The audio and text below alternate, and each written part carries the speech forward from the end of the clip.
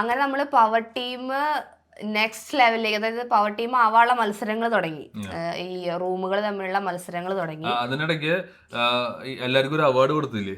അതെ അതെ, അതിനെ കുറിച്ച് പറയാം. അതിനെ കുറിച്ച് പറയുകയാണെന്നുണ്ടെങ്കിൽ ഹീറോ ആയിട്ട് സിജു ആയിരുന്നു, ഹീറോയിനായിട്ട് ജാസ്മിൻ ആയിരുന്നു എല്ലാവരും വോട്ട് ചെയ്തത്. പിന്നെ അതുപോലെ തന്നെ ഒരുപാട് അവാർഡുകൾ എല്ലാവർക്കും കൊടുത്തു. അതിൽ മെയിൻ ഒരു അവാർഡ് കിട്ടിയ ആളാണ് നമ്മുടെ ജിൻഡോ, മണ്ടൻ എന്ന് പറഞ്ഞ അവാർഡ്. അതാണെങ്കിൽ ആളിപ്പോഴും പറഞ്ഞുകൊണ്ടിരിക്കുക. അതിനുള്ള റീസൺ എന്താന്ന് വെച്ചിട്ടുണ്ടെങ്കിൽ, പിന്നെ പവർ ടീമുകൾ തമ്മിലുള്ള ഒരു ഗെയിം, അതായത് പവർ ടീമിക്ക് ഇനി അടുത്ത ടീം ആരായിരിക്കും എന്നുള്ള ഗെയിം നടന്നു.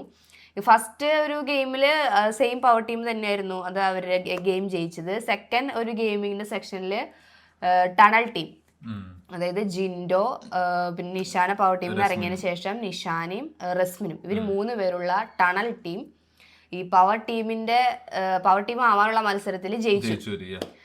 സോ അതോടുകൂടി ജിൻഡോനെ കുറിച്ചുള്ള ആൾക്കാരുടെ കാഴ്ചപ്പാടൊക്കെ മാറി. എനിക്ക് ആ കേസിൽ ഒരു ഇത് പറയാനുണ്ട്.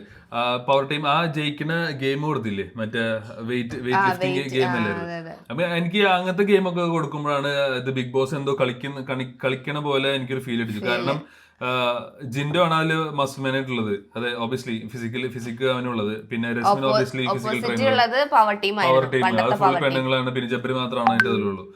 അപ്പോ ഒബിയസ്ലി എനിക്ക് തോന്നിയത് ബിഗ് ബോസ് ഓൾറെഡി പ്രീഫിക്സ്ഡ് ആയിരുന്നു. ഓക്കെ, അടുത്ത് ഇവർക്ക് തന്നെ പോകണം. അപ്പൊ അതിനനുസരിച്ചുള്ള ഗെയിം കൊടുത്തു. അതെനിക്ക് എന്തോ ഭയങ്കര സംശയമുണ്ട്. ഇത് സംശയം കൂടാൻ കാരണം നെക്സ്റ്റ് ക്യാപ്റ്റൻസിന്റെ ഗെയിമില് നമ്മുടെ വേറെ ടീംസ് ഇറങ്ങുന്നുണ്ട്. അതായത് നമ്മുടെ സിജോ, റോക്കി അൻസിബ കയറുന്നുണ്ട്. അപ്പൊ ആ ടാസ്കിലും ഒരു ഇത് ലക്ക് ഫാക്ടർ ഉള്ളത് തന്നെയാ. പക്ഷെ അങ്ങനത്തെ ടാസ്ക് ആയിരിക്കാൻ പാടില്ല. അതായത് എനിക്ക് ഡൗട്ട് വന്നത് 3 റിങ്ങിലാണ് വെള്ളം വെച്ചിട്ടുണ്ടായിരുന്നത്. അപ്പൊ കീ സെലക്ഷൻ എന്ന ഗെയിം ആയിരുന്നു. അതായത് എനിക്ക് പറഞ്ഞു ഇതെല്ലാം കൂട്ടി വായിച്ചു നോക്കുമ്പോ അത് ബിഗ് ബോസ് കളിക്കുന്നുണ്ടോ എന്നൊരു സംശയം ഉണ്ട് ചെറുതായിട്ട്. അപ്പൊ ബിഗ് ബോസ് ഓൾറെഡി ഡിഫെൻഡ് ചെയ്തേക്കാം, നീ ക്യാപ്റ്റൻ ആണ്, നിങ്ങൾ ഈ പവർ ഹൗസിൽ വരണമെന്ന്. ഞാൻ നമുക്ക് ഡീറ്റെയിൽ ആയിട്ട് പോവാം ടോപ്പിക് എത്തുമ്പോ.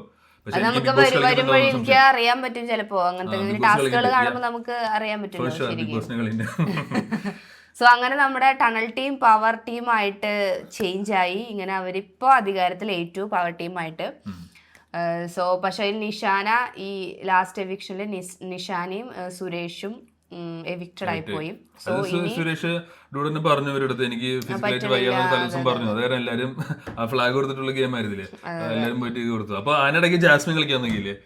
ജാസ്മിൻ പറഞ്ഞു ഞാൻ റോക്കി ബൈക്ക് കൊടുക്കേണ്ടതാണ്, പക്ഷെ എല്ലാരും സുരേഷിന്റെ കൊടുത്ത